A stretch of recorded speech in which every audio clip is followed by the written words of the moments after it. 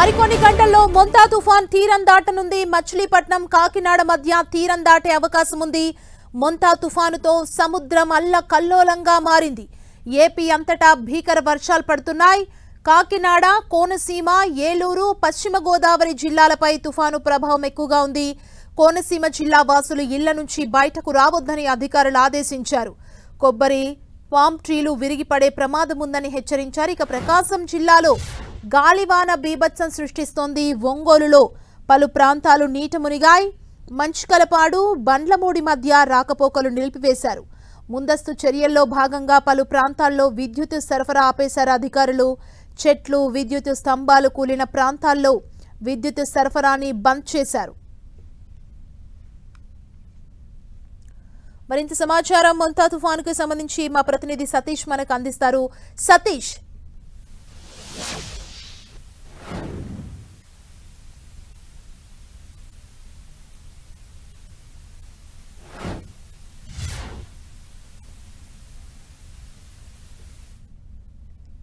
మచిలీపట్నం కాకినాడ మధ్య తీరం దాటే ఛాన్స్ ఉంది. మొంతా తుఫానుతో అల్లకల్లోలంగా మారిపోయింది సముద్రం.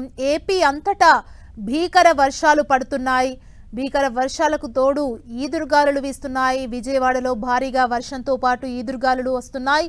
తుఫాను ప్రభావిత జిల్లాల్లో ఎక్కడికక్కడ వాహనాలు నిలిపివేశారు. నిర్మానుష్యంగా మారింది చెన్నై విశాఖ హైవే. తెనాలి, రేపల్ల మార్గంలో పలు చెట్లు విరిగిపడ్డాయి. ప్రకాశం జిల్లాలో వాగులో కొట్టుకుపోయింది కారు. మరికొన్ని గంటల్లో తీరం దాటనుంది మొంతా తుఫాన్ ఎఫెక్ట్ పెద్ద ఎత్తునున్న నేపథ్యంలో అధికారులు అన్ని చర్యలు చేపట్టారు. విద్యుత్ అంతరాయం ఏర్పడకుండా తగిన జాగ్రత్తలు తీసుకున్నారు. అన్ని టీంలు సమన్వయంగా పనిచేస్తున్నాయి. ఒక్కో టీంతో కోఆర్డినేషన్తో ముందుకెళ్తున్నారు.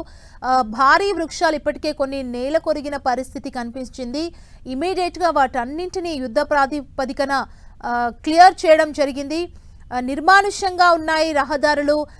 భారీ వాహనాలు, లారీలు, బస్సుల్ని ఎక్కడికక్కడ నిలిపివేసిన పరిస్థితి కనిపిస్తుంది. ఎందుకంటే భీకర గాలులు, చెట్లు మొత్తం నేల కూలుతున్న సిచ్యువేషన్లో ఎలాంటి ప్రమాదాలు జరగకుండా ఒకవైపు ఈదురుగాలులతో భారీ వర్షం కురుస్తున్న నేపథ్యంలో హైవేలపై ఎక్కడికక్కడ భారీ వాహనాల్ని నిలిపివేశారు. మొంతా తుఫానుతో సముద్రం అల్లకల్లోలంగా మారింది. ఏపీ అంతటా భీకర వర్షాలు పడుతున్నాయి. విజయవాడలో భారీగా వర్షం కురుస్తుంది.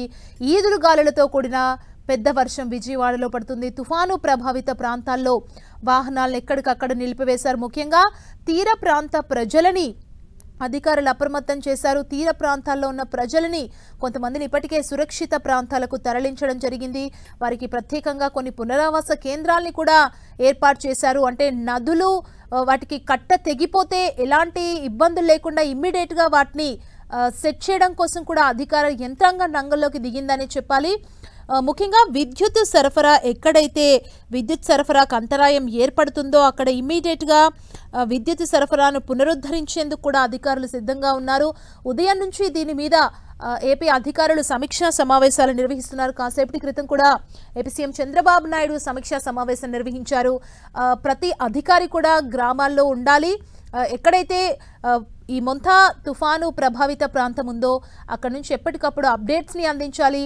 ఎలాంటి ఇబ్బందులు లేకుండా ప్రజలకు చూసుకోవాలంటూ కూడా ఈ సమీక్షా సమావేశంలో తెలియచేయడం జరిగింది. ముఖ్యంగా పెద్ద ఎత్తున వర్షం పడిన టైంలో రిజర్వాయర్లలో నీటి మట్టం ఎలా ఉంది, ఒకవేళ నీటి మట్టం పెరిగితే వాటిని ఎలా దిగువకు విడుదల చేయాలి, వీటన్నింటిపైన కూడా సమీక్షా సమావేశాన్ని ఏర్పాటు చేశారు. ట్రైన్స్ని ఎక్కడికక్కడ ట్రైన్స్ అని కూడా నిలిపివేశారు. ఈరోజు ట్రైన్ సర్వీసులు కూడా బంద్ చేసిన పరిస్థితి కనిపిస్తుంది. రైళ్ల రాకపోకల్ని అధికారులు నిలిపివేశారు. బస్సులు మొత్తం డిపోలకే పరిమితమయ్యాయి. బస్సులే కాదు, మనం చూసినట్లయితే దుకాణాలు, షాపింగ్ మాల్స్ని కూడా క్లోజ్ చేయించారు అధికారులు. ఎందుకంటే చాలామంది ప్రజలు వాటి కోసం బయటకు వస్తారు. ఆ టైంలో ఎలాంటి ప్రమాదాలైనా జరగొచ్చనే అనుమానాల నేపథ్యంలో వాటన్నింటినీ కూడా మూసివేపించిన సిచ్యువేషన్ కనిపిస్తోంది. ఏపీ అంతటా భారీగా వర్షం పడుతోంది. విజయవాడలో భారీ ఈదురుగాలులతో పెద్ద వర్షం కురుస్తోంది.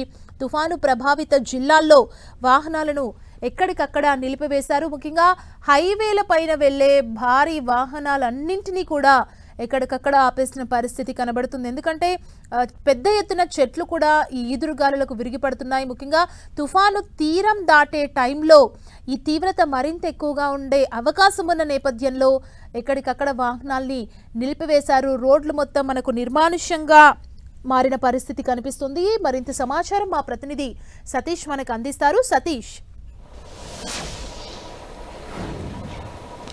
సుమా, అంబేద్కర్ కోనసీమ జిల్లా అంతర్వేది పాలెం వద్ద అయితే మాత్రం తీరాన్ని తాకిన తర్వాత సుమారుగా 3 నుంచి 4 గంటల సమయం అయితే మాత్రం దాటేందుకైతే పడుతుంది. దాటిన తర్వాత ఆ తుఫాన్ ప్రభావం అయితే మాత్రం ఉండే అవకాశం ఉంది. ప్రస్తుతానికైతే మాత్రం తీరాన్ని తాకి సుమారు 2 గంటల సమయం అయితే పడుతుంది. మరొక 2 గంటల్లో తుఫాను ప్రభావం అయితే మాత్రం అంబేద్కర్ కోనసీమ జిల్లాపై పడనుందని చెప్పుకోవచ్చు. ప్రస్తుతానికి ఇప్పటికే వర్షాభావం అయితే మాత్రం ప్రారంభం అయ్యింది. ఈదురుగాలు కూడా ప్రారంభమైన నేపథ్యంలో పూర్తి స్థాయిలో అంటే ఈ రోజు తీరం దాటిన తర్వాత 6 గంటల పాటు ఈ ప్రభావం ఉంటుందని చెప్పి అధికారులు అంచనా అయితే వేస్తున్నారు. తీరం దాటిన తర్వాత ఇటు అంబేద్కర్ కోనసీమ జిల్లాతో పాటు కాకినాడ జిల్లాపై కూడా ఈ ప్రభావం తీవ్ర స్థాయిలో భారీ నుంచి అతి భారీ వర్షాలు అయితే మాత్రం కురిసే అవకాశం ఉంది. ఇటు పశ్చిమ గోదావరి జిల్లాతో పాటు కృష్ణా జిల్లా, అంబేద్కర్ కోనసీమ జిల్లా, కాకినాడ జిల్లాతో పాటు విశాఖపట్నం ఈ 5 జిల్లాలపై కూడా భారీ నుంచి అతి భారీ వర్షాలు అయితే కురవనున్నాయని చెప్పుకోవచ్చు. దీనికి సంబంధించి పూర్తి స్థాయిలో అధికార యంత్రాంగం అంతా కూడా అప్రమత్తం అయ్యి ఉన్నారని కూడా మనం చెప్పుకోవచ్చు. అయితే ఎందువల్లంటే ఇటు అంబేద్కర్ కోనసీమ జిల్లా కానీ లేకపోతే కాకినాడ జిల్లా అధికార యంత్రాంగాన్ని అంతటినీ కూడా జిల్లా కలెక్టర్లు అయితే మాత్రం సమన్వయం చేశారు. ఎప్పటికప్పుడు సమన్వయంతో ముందు సహాయ చర్యలు అందించేందుకైతే మాత్రం ముందుకు తీసుకెళ్తున్నారని కూడా మనం చెప్పుకోవచ్చు. ఏదేమైనప్పటికీ కూడా పూర్తి స్థాయిలో అన్ని రకాల ఏర్పాట్లు అయితే మాత్రం సిద్ధం చేశారని కూడా మనం చెప్పాలి సుమా. అయితే దీనికి సంబంధించి మనం చూసుకుంటే కనుక పూర్తి స్థాయిలో అంటే ఈ వర్షాభావ ప్రభావం కావచ్చు లేకపోతే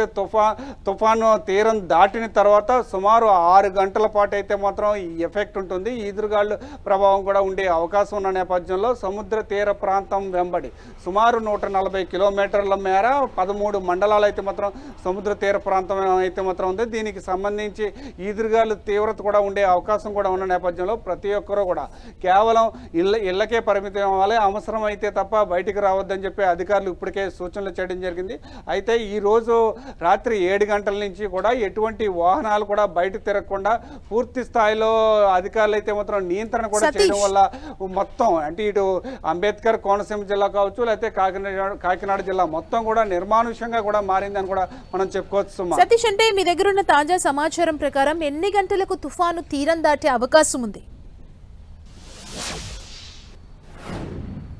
ప్రస్తుతం మనం చూసుకుంటే కనుక ఖచ్చితంగా చెప్పాలంటే 7 గంటల సమయంలో తీరం తాకిన తర్వాత సుమారు 3 నుంచి 4 గంటలు అంటే 7 గంటల నుంచి మనం చూసుకుంటే కనుక 11 గంటల నుంచి 12 గంటల సమయం మధ్యలో తీరం దాటే అవకాశం ఉంది. అంటే 12 గంటల తర్వాత అయితే మాత్రం ఈదురుగాళ్లతో కూడిన తుఫాను బీభత్సవాన్ని కూడా సృష్టించే అవకాశం కూడా ఉందని కూడా చెప్తున్నారు.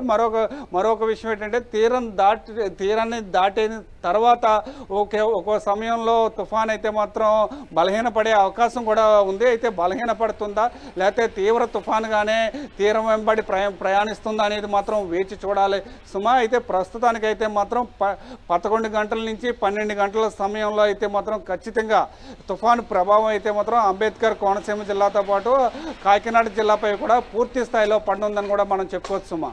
Thank you Satish.